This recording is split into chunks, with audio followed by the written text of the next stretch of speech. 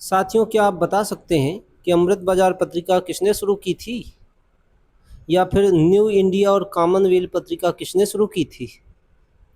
साथियों, स्वतंत्रता आंदोलन की ये पत्रिकाएं कई परीक्षाओं में पूछी जा चुकी हैं और लगभग हर परीक्षा में पूछी जाती हैं।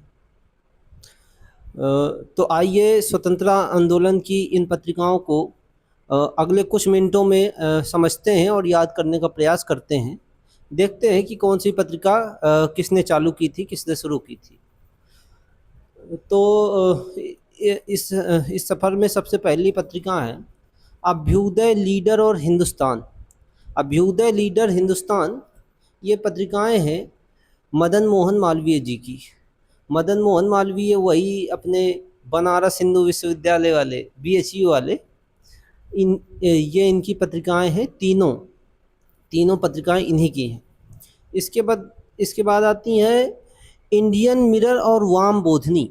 इंडियन मिरर और वाम बोधनी ये केशव चंद्र सेन की पत्रिकाएं हैं। केशव चंद्र सेन की पत्रिकाएं हैं इंडियन मिरर और वाम बोधनी।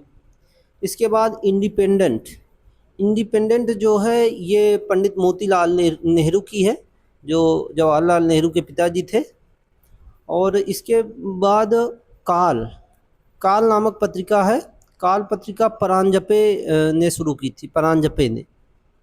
इसके बाद सबसे महत्वपूर्ण पत्रिका है, ये कई बार पूछी जा चुकी है, अमृत बाजार पत्रिका। अमृत बाजार पत्रिका शुरू की थी शिशिर कुमार घोष ने। शिशिर कुमार घोष ने चालू की थी और यह बंगाली भाषा की पत्रिका थी। वर्नाक्यूलर प्रेस एक्ट जो लॉर्ड लिटन ने पारित किया था, इसके कारण यह पत्रिका रातों रात बंगाली से अंग्रेजी में परिवर्तित हो गई थी। ये रातों रात अंग्रेजी में परिवर्तित होने लगी थी। इसके बाद अगली पत्रिका है कामरेड और हमदर्द। कामरेड और हमदर्द जो पत्रिका हैं वो जिन्ना की हैं। मोहम्मद अली जिन्ना जो था, जो विभाजन का आधार बना, जिसके कारण विभाजन हुआ, ये उन्हीं की पत्रिकाएं हैं कामरेड और हमदर्द। इसके बाद अगली हैं केसरी और मराठा। ये आपने कई बार सुना होगा, ये बहुत सी परीक्षाओं में पूछी जा चुकी हैं। हर बार लगभग ये पूछी जाती हैं, कोई भी परीक्षा में जाइए ये पत्रिका मिल ही जाएगी आपको।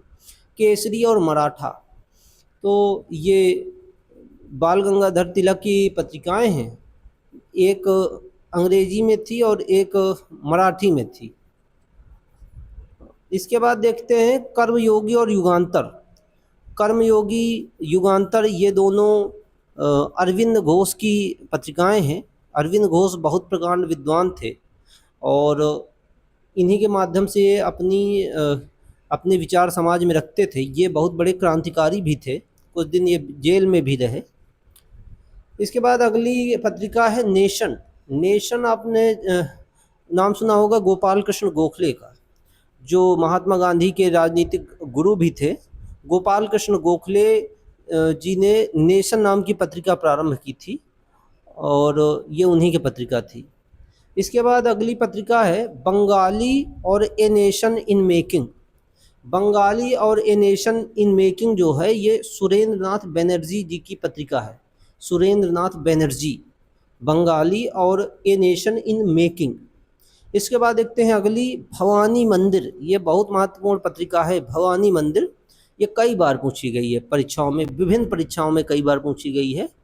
और ये इसके शुरू करने वाले थे वारिंद्र कुमार घोष। वारिंद्र कुमार घोष ने भवानी मंदिर पत्रिका प्रारंभ की थी। इसके बाद देखते हैं यंग इंडिया, नवजीवन और हरिजन।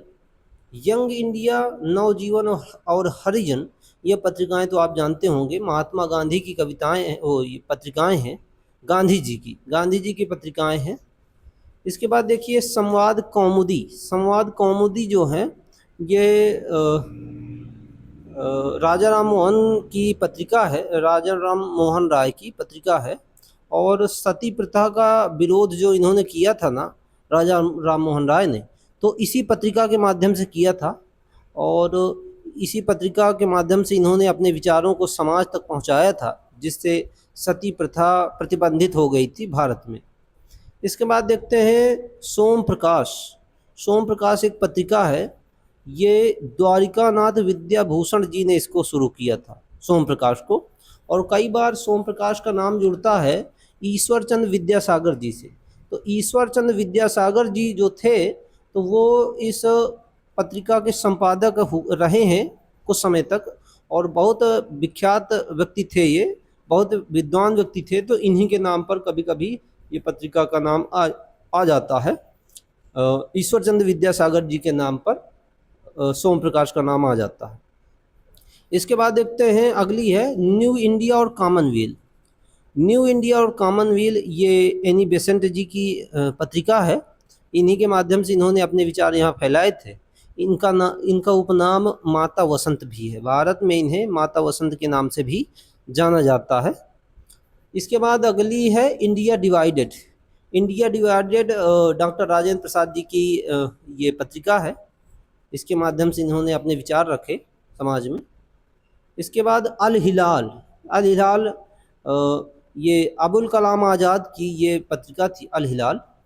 और एक और पत्रिका थी, वो मुझे ध्यान नहीं आ रही, गुबार खातिर, हाँ गुबार खातिर और अल हिलाल, ये अबुल कलाम आज़ाद की थी।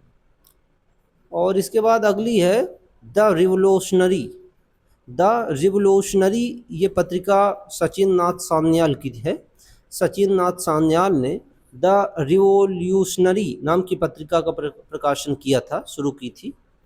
अगली पत्रिका या अखबार इसको कह लीजिए, ये है प्रताप। प्रताप का प्रकाशन गणेश शंकर विद्यार्थी ने किया था। गणेश शंकर विद्यार्थी ये बहुत विख्यात पत्रकार कह लीजिए या विद्वान कह लीजिए ये थे। इन्होंने प्रताप का संपादन प्रारंभ किया था, कानपुर की ये पत्रिका है। और लगभग सभी महत्वपूर्ण पत्रिकाएं हमने करा दी हैं। अगर आपको ये वीडियो अच्छा लगा है और आप चाहते हैं कि लगातार हम ऐसा ही वीडियो आपको देते रहें, तो कृपया चैनल को सब्सक्राइब करें।